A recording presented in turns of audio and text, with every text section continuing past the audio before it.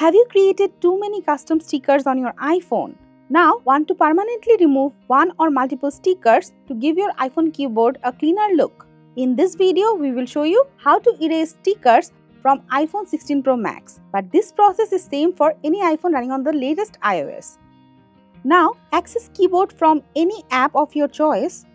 Tap on emojis. Go to stickers tab.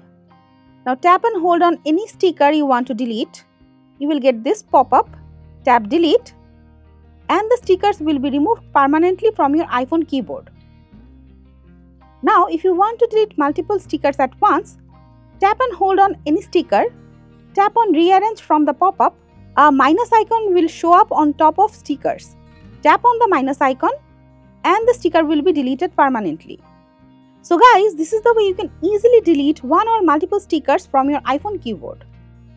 Thank you.